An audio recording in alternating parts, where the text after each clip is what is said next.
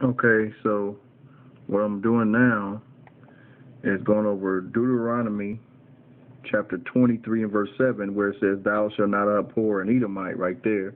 "Thou shalt not abhor an Edomite, for he is thy brother," right? And right here, la'ah, "thou shalt not," or no, abhor, and then it says, "ah, ya," which Esau pronounced it Adome, which is Edomite. So now we got that in the Masoretic text. But remember, I mentioned before there was another Masoretic text, and I just found it out. Here it goes. It says the Masoretic text, Hebrew Old Testament. It said the Hebrew text on the Blue Letter Bible was derived from the Westminster Leningrad Codex. Okay. Now, if you look up Leningrad Codex, okay, Leningrad is in Russia. Codex means book. And you will see that this Leningrad Codex of the Hebrew Masoretic Old Testament was from the Gnostics. So this is the corrupt line which I was speaking of, and which the Blue Letter Bible uses, okay, to substantiate the scriptures by the Old Testament Hebrew, which was the Gnostic corruption of the Hebrew Old Testament from the Masoretic line of the Ben Asher family. You can look this up on the internet, okay, and see that it was the Gnostics that developed this, okay, which was a corrupt codex, which is a corrupt book, okay. So now let's go to, right quick. But as you can see, Deuteronomy 23 and verse 7, according even to this, it's still talking about Edom or Adome. Okay, but this text is the corrupt text, but it still says Edom. Now let's go to the Greek Septuagint. Okay.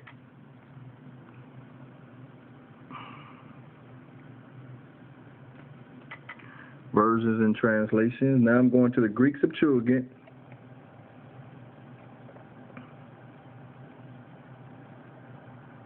The LXX. Okay. And as you can see, okay, I'm still at Deuteronomy 23 and verse 7. Okay, let me Deuteronomy C. Available translations and versions for Deuteronomy 23 and verse 7. Now let's go down to the Septuagint, the LXX. Okay. And you can read right here, the word Edomite or Edome is right here. That means Edomite. I don't know how to pronounce it in Greek, but that means Edomite. That's the word for Edomite right there.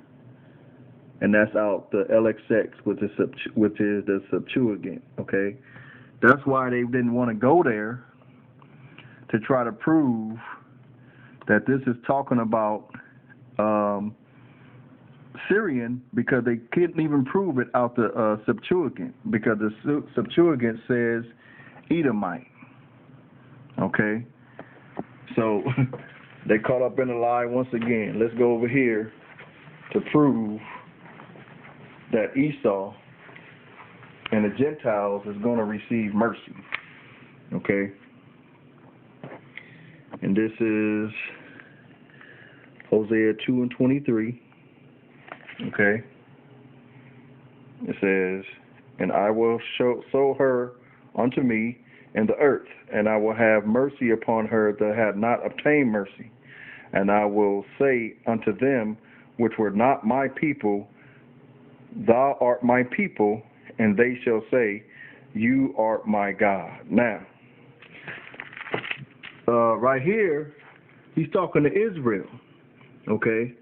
But there's something else about this scripture that hasn't been brought out, because I was saying to them which were not my people. So the Gentiles wasn't the Most High's people either. So this is twofold, okay? And it says, "Thou art my people," will say unto them which are not my people, thou art my people, and they shall say, you are my God. So now let's go to Romans chapter 9 and verse 23. Okay. And it says right here, Romans 9:23. Okay. It says, and that he might make known the riches of his glory on the vessels of mercy. Okay. So he's talking about the vessels of mercy, which he had afore prepared unto glory, even us, whom he hath called, not of the Jews only. When it says of the Jews, it means of the Israelites. It don't mean just Judah, Benjamin, and Levi, because he called the whole nation. Okay, Israel is known as the called. He said, even us, of whom he hath called, not of the Jews only, but also of the Gentiles. And then you look up that word Gentiles, it means non-Israelites. In the King James Bible Dictionary, it says, anybody that's not an Israelite is a Gentile. Okay, in the King James Bible Dictionary, that's one of the videos I had put out there. Okay, the blue letter definition of Gentile according to the King James Bible. You can see that on one of my videos. In the King James Bible Dictionary, it tells you that Gentile is anybody that's not an Israelite. And in the concordance, when you read this, it means non-Israelites. Okay, so Paul what he was doing, he was breaking down Hosea, okay, 2:23, and he says, even us, whom he hath called, not of the Jews only, because in the Old Testament it was referring to the Israelites. But Paul is breaking it down to where he says that it wasn't only referring to the Israelites or the Jews, but also unto the Gentiles, but also of the Gentiles. As he said in Hosea, I will call them my people, which were not my people, and her beloved, which was not my beloved. Okay?